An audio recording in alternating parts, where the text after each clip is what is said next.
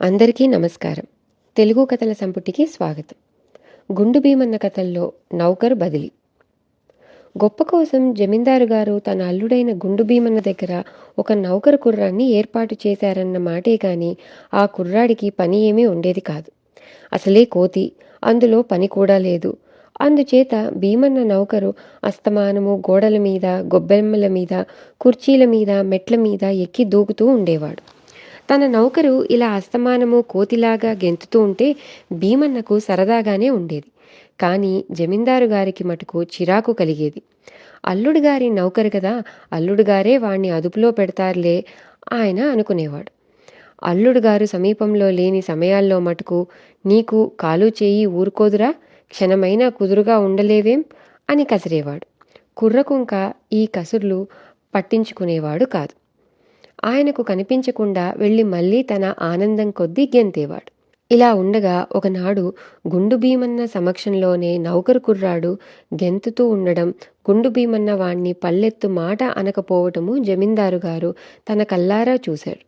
ఆయన కుర్రాన్ని అవతలికి తరిమేసి భీమన్నతో, ఈ కుర్రకుంకను ఇలాగే చూస్తూ ఊరుకుంటే నెత్తినెక్కి కూర్చుంటాడు, జాగ్రత్త అని చెప్పి హెచ్చరిక చేశాడు. ఈ మాట వినగానే భీమన్నకు దిగులు పట్టుకుంది. మామగారు చెప్పిన మాట నిజమే అయి ఉంటుంది. నా నెత్తిన ఎక్కి కూర్చోవటానికి ఈ కుర్రవెధవ ఎక్కటము దూకటము అభ్యాసం చేస్తున్నాడు.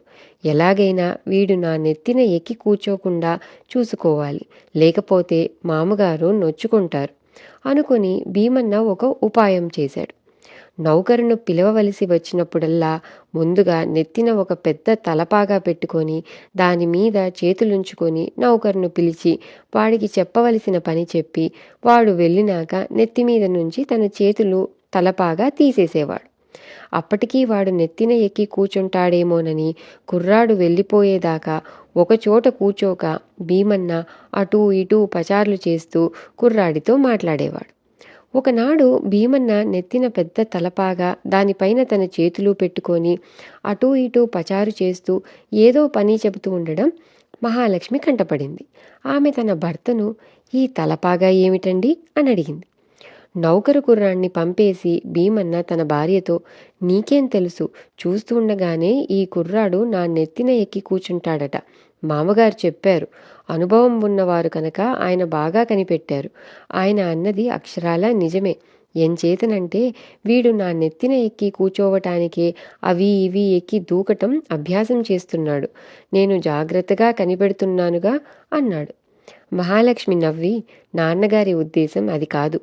చనువిస్తే కుర్రాడికి గర్వం వచ్చి చెప్పిన మాట వినడని, అంతేకాని వాడు మీ నెత్తిమీదకి ఎక్కనే ఎక్కడు, భయపడకండి అన్నది భర్తతో. భీమన్నకు పెద్ద బరువు దించేసినట్టయింది. తను చెప్పేది కుర్రవాడికి వినపడిన పరిస్థితి ఇంకా రాలేదు. వాడు తన నెత్తిమీద ఎక్కి కూచోడని మహాలక్ష్మి నమ్మకంగా చెప్పేసింది. అందుచేత భీమన్న కుర్రాడితో ఎప్పటిలాగే ఉండసాగాడు. ఒకనాడు భీమన్న కుర్రాడిని పిలిచి కాసిన్ని నీళ్లు పట్టుకురమ్మన్నాడు. కుర్రాడు చిన్న లోటాలో నీళ్లు తెచ్చాడు. అవి చాలవురా, కాస్త పెద్ద చెంబుతో పట్రా అన్నాడు భీమన్న. ఆ మాట మొదటే చెబితే చెంబుతోనే తెచ్చేవాణ్ణిగా అన్నాడు కుర్రాడు. అయితే కుర్రాడు భీమన్నతో అన్న ఈ మాట అటుగా వెళుతున్న జమీందారు గారికి వినిపించింది.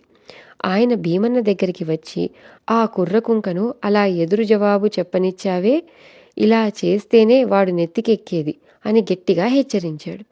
భీమన్న మామగారితో, వాడు నెత్తినెక్కడంటంటలేండి, ఈ మధ్య మహాలక్ష్మి నాతో చెప్పింది అన్నాడు. దాని మొహం, చిన్నపిల్ల, దానికేం తెలుసు, ఎదురు జవాబు చెప్పనిస్తే వాడు తప్పక నెత్తికెక్కుతాడు అంటూ జమీందారు గారు వెళ్ళిపోయాడు. భీమన్నకి మళ్ళీ గుండెల్లో రాయిపడింది. మహాలక్ష్మి తప్పు చెప్పింది, ఆమెకు ఏమీ తెలీదు. మామగారు చెప్పిందే నిజం. ఆయన పెద్దవారు, అనుభవం కలవారు. అందుచేత కుర్రవాడు తనకు ఎదురు జవాబు ఇవ్వకుండా చూసుకోవాలి. అందుకని భీమన్న కుర్రాన్ని పిలిచి, ఒరేయ్, ఇక ముందు నాకేదన్నా జవాబిచ్చేటప్పుడు నాకెదురుగా నిలబడక అటు తిరిగి నిలబడు, తెలిసిందా అన్నాడు. కుర్రాడు బుర్రగోక్కొని, తెలవలేదండి అన్నాడు. వాడికి చెప్పి లాభం లేదనుకుని భీమన్న వాడు మాట్లాడేటప్పుడల్లా తానే పెడమొహం పెట్టి నిలబడేవాడు. కుర్రాడు తన ఎదుటికి వచ్చి మాట్లాడటానికి ప్రయత్నించినప్పుడల్లా భీమన్న మరొక పక్కకు తిరిగేవాడు. ఒకనాడు ఈ వింత మహాలక్ష్మి కళ్ళపడింది. భీమన్న తన చుట్టూ తాను తిరుగుతూ కుర్రాణ్ణి ఏదో అడుగుతున్నాడు. కుర్రాడు భీమన్న చుట్టూ తిరుగుతూ జవాబు చెప్తున్నాడు. మహాలక్ష్మి ఈ రంగుల రాట్నం ఏమిటండి అని అడిగింది.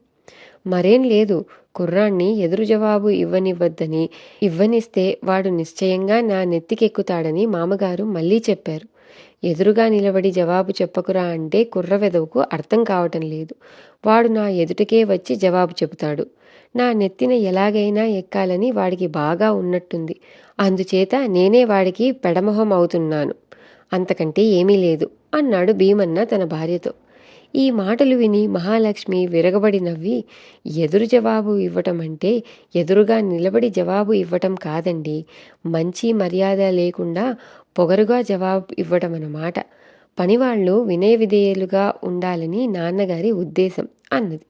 నీకేం తెలుసు, నువ్వింకా చిన్నదానివి, వాడు నా నెత్తిన ఎక్కడు అని నువ్వు తెలియక అన్నావట. మామగారు స్పష్టంగా చెప్పారు. పెద్దవారి మాట కాదనటం ఎట్లా అన్నాడు భీమన్న. ఈ నౌకరు కుర్రాడి మూలంగా తన భర్త క్షోభపడిపోతున్నాడని మహాలక్ష్మి గ్రహించి, ఇదంతా ఎందుకు, ఈ కుర్ర కుంకను నా పనికి పెట్టుకుంటాను, మీకు మరో నౌకరును చూద్దాంలేండి అన్నది. అలాగే చెయ్యి, నీకు పుణ్యం ఉంటుంది. వీడు వదిలితే చాలు, మరొకణ్ణి పెట్టుకున్నంత సుఖం అన్నాడు భీమన్న. ఇది కథ. ఇంకో భీమన్న కథతో మళ్ళీ కలుద్దాం. అంతవరకు సెలవు.